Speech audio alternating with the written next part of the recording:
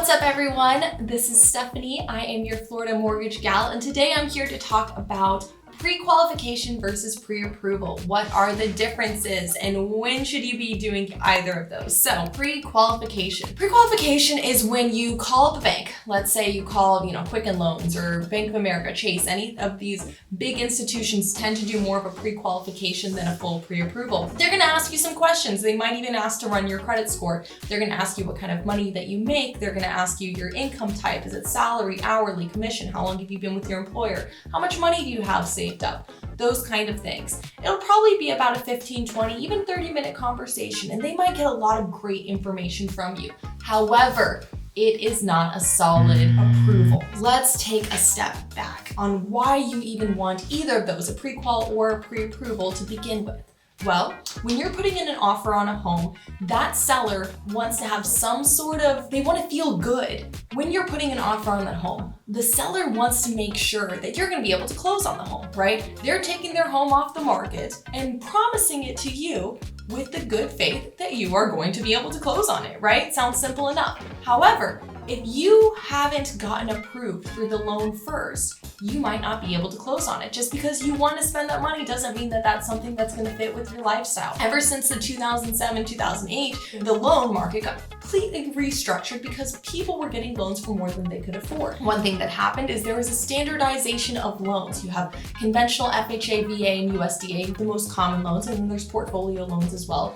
And we'll talk about all those at another time. But anyways, for the most common loans, those four main types, those are going to be either endorsed or subsidized by the government's oversight of them, whether it's through HUD, whether it's through Fannie and Freddie. They will make sure that you have a certain amount of income, that you have a certain amount of positive risk factors, and that you're lacking certain negative risk factors. So they want to make sure that your payment fits in a certain amount in respect or a certain ratio of your income. It's called a debt to income ratio.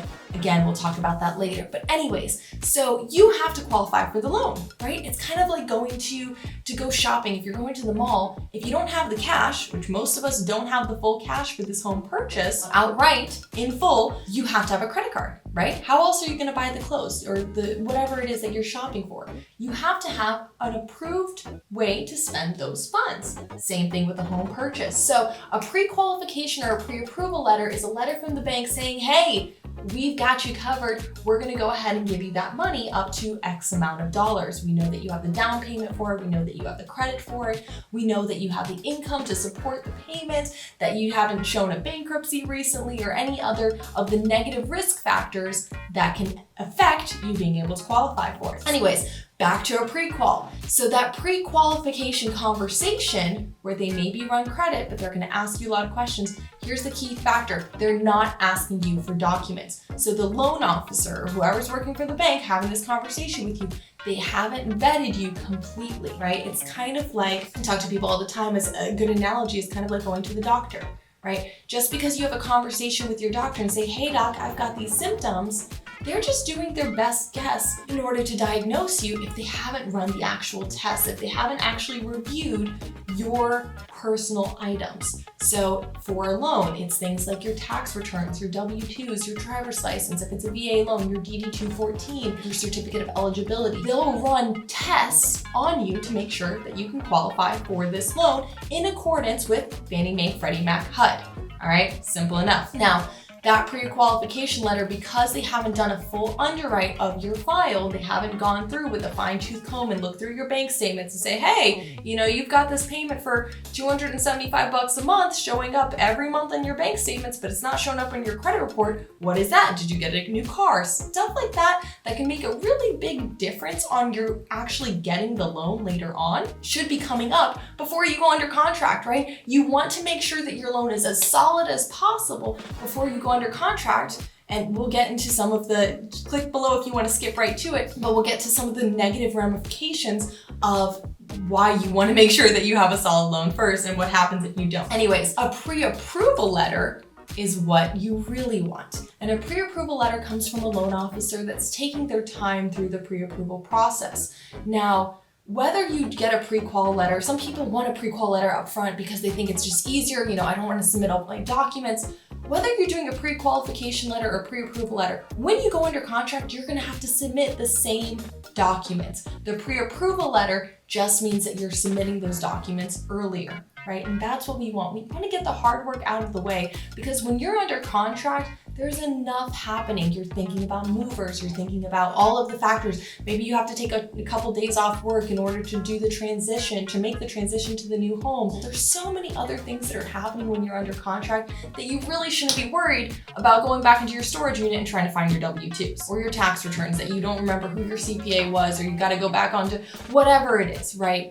We want to eliminate the chaos. We want it to be a wonderful and peaceful process with you having to do as little amount of work during contract as possible. And again, the biggest reason, even way more than that, is to make sure that nothing is been unseen from those elements, right? From those documents. There's not some surprise that's going to come up and cause you to fall out of contract. A lot of times, like I said, the big banks, National, the Rocket Mortgages, I'm not trying to name names, but these are active processes within these banks, and it's part of why a lot of realtors will ask you to use a local lender. The local lenders tend to use more of a thorough pre-approval process. It's not that the other banks can't. If you want to really work with Bank of America, you're sold on working with Bank of America, ask them to do a full pre-approval on you. Ask them if you can submit your documents. It is your journey and you can take charge of it. Part of why they don't do that much work on every single person is it can be a loss and a waste of time for them, and they don't want to pay their staff to do that amount of work for every single person that comes through the doors. It's not because they're looking out for you, they're looking out for them. So you need to look out for you too. And just like you wouldn't go into surgery without asking your doctor to run a full diagnosis, if they're not doing a full diagnosis, you either push back and make sure that they do, or you go and consult another doctor. Sometimes people don't want to, they find out this information too late. You say, hey Steph, oh my goodness, I wish I had known this sooner. I already started the pre-approval process or the pre-qualification process with Bank of America, but I don't want my credit to get run again. Well, good news for you. If you get your credit run, however many times, you've got a 120-day window that the CFPB, Consumer Financial Protection Bureau, has given you to make sure that you're not stuck with a bad lender. They will not penalize your credit if it's run by multiple lenders within that period. So something wonderful to give you a little bit more peace of mind as you're going through this process. But again, push your lender or find a new one because you want to get a full pre-approval. Now, some people,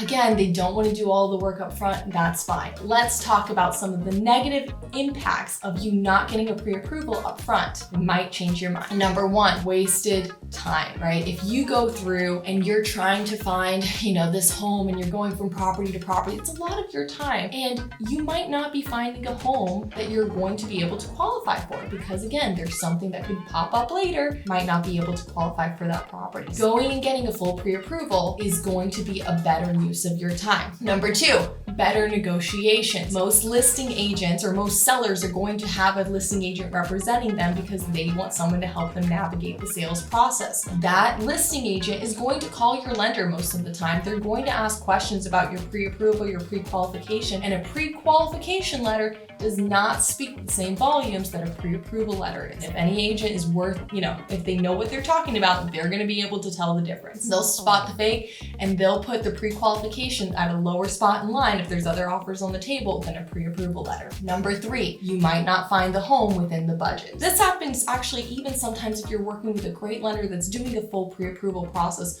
but they're not active, you're not keeping them in the conversation, they're not making an effort to stay in the conversation of the home buying process and search. What you want is a lender that's looking over properties before you go under contract and helping you understand your payment on it. Just because you're approved for a home doesn't mean that you personally feel like you can afford that home. We all have different ideas on what our budget should be, and there's, great rules of thumb out there, but you want a home that's really going to fit your needs. That being said, you definitely want to keep your payment within a certain number. You want to be able to talk to the lender and make sure that they are helping you understand what your payment's going to be. Maybe your taxes are going to increase. Most people, their property taxes go up a year or somewhere down the line from when they go under contract. You want to know where your payment's going to start out, where it's going to be going to, and making sure that's something that's really going to fit your lifestyle. Next on the list, and this is probably one of the most important, is wasted money. We really want to avoid you wasting money.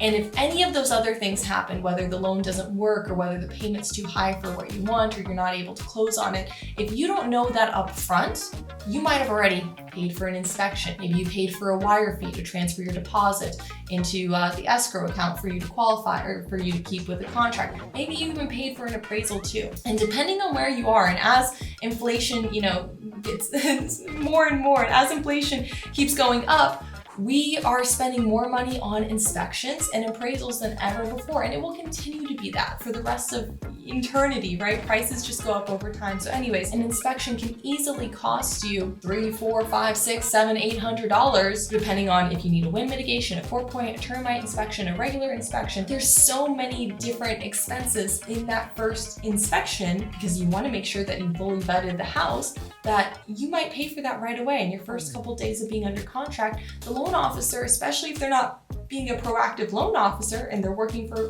which tends to happen when they're working in a larger company, they might not be checking everything at that point. Now you've wasted that money. Why? Because you've paid the inspector. They're a third-party individual. They're not related to any other part of the loan. You need those inspections oftentimes in order to qualify and get insurance on the home, which insurance is required as long as you have a mortgage. You're paying this third-party individual. They've done the work, and now you realize, oops, I'm sorry, can't get the home. Now you just wasted your money on the inspection. The inspector still gets paid. They did their job. So same thing with the appraiser. You hire an appraiser to go out there, or the loan officer actually is the one that hires the appraiser. But if they haven't had the time to fully look through your documents, well, even though they order the appraisal, it doesn't necessarily mean that they've had the time to be able to go through everything if you just gave them your tax returns the day or two before you ordered the appraisal. So these are very big things that we want to keep an eye on. All in all, happy hunting out there. These are just things to know to make sure that you're not losing time, money, anything else by going from the short pre-qualification, the convenient pre-qualification. Make sure that you're getting a heavy-duty pre-approval. All right, guys, thanks for joining, and hopefully this has helped you out in your home buying and investing journey. Comment and click below. Please subscribe if you feel led to. I would love to bring more content like this to you guys. Let me know if there's anything else you'd like to hear of. Thanks, bye.